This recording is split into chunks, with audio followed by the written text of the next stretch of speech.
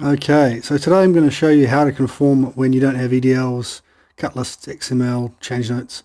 If all you have is a picture, fear not, you can still create your own change EDL and use that to conform Pro Tools or your ADR database or whatever. Okay, so firstly open your block view and the movie view and load your pics. Here's my version 1. Here's my version 2.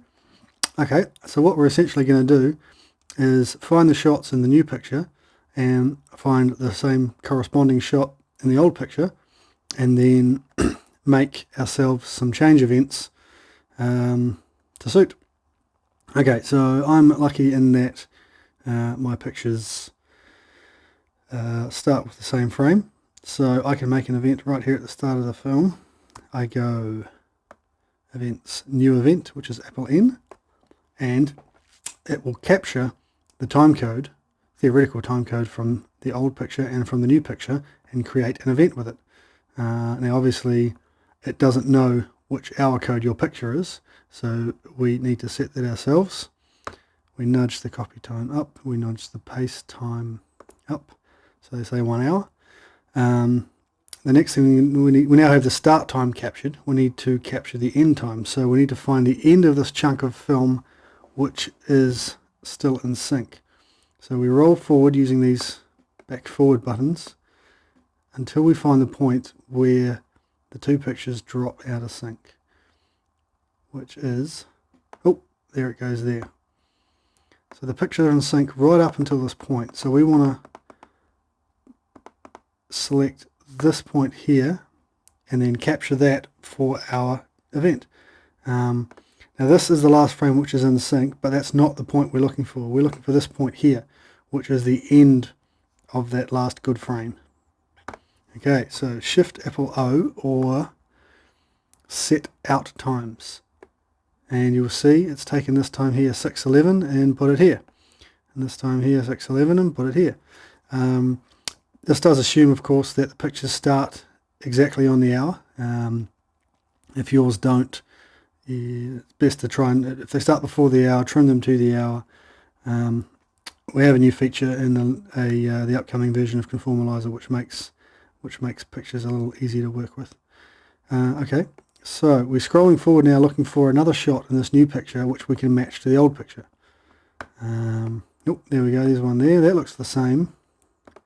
But if we scroll, looks like they look similar, but they're out of sync. So we need to find a point which we can easily sync up. Let's find a point such as that cut point. Let's sync up those cut points and let's see if they're the same. Okay, so I've located the new picture to the frame I'm hoping to sync. There it is. Now I click in the old picture, and I can use my keyboard's left and right buttons, arrow buttons, to move this picture independently of the other picture. So I'm going to do this until I can find, there it is, that cut point.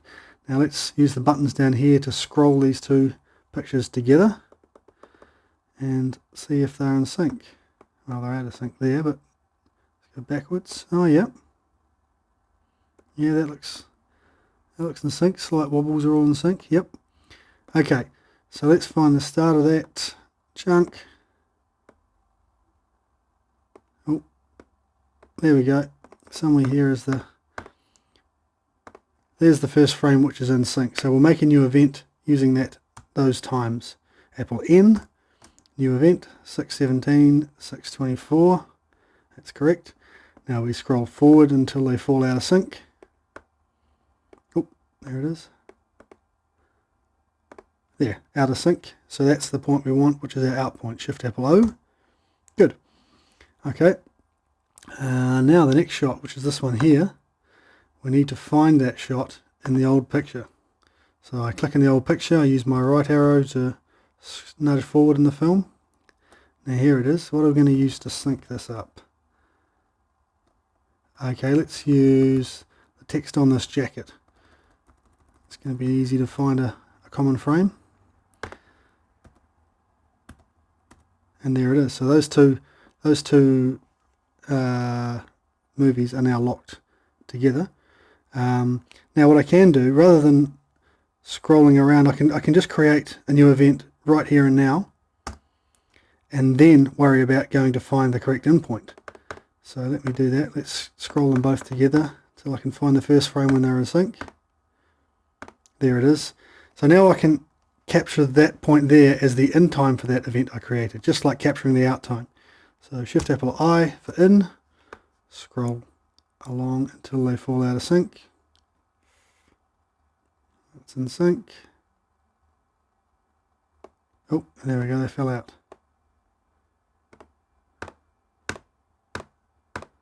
That's the point where they go out of sync, so that's my out point. Shift Apple O. Good. Okay, now I'm looking for this shot. Let's see if we can find it. Oh, there it goes. Now, it's a bit hard to say whether they're in sync or not. Let's go forwards until we find something more obvious. So there's a car. Ah, okay, so there's the car handle entering the frame, and it does so in the old picture too, so I'm pretty sure that they're in sync. I'll make a new event, and then I'll go backwards till I can find the best endpoint. There it is there, Shift Apple I. Gets the in, scroll forward until that event finishes. It looks like we're still in sync, Oh, dropped out of sync. Okay. So there's a change there, but let's find that point. There it is, that's the out point, Shift Apple O. Excellent. Now have a quick look at our block view before we go much further. Here are some events. 1, 2, 3, 4. Looks like here there's a chunk missing. What do you reckon? That's the chunk on the end of this reel. Okay, so let's see, where do we get to? Let's go to the end of that edit. Okay, this is the point we got to. Now we have a shot in the new picture here, which looks like it was stolen from earlier in the reel.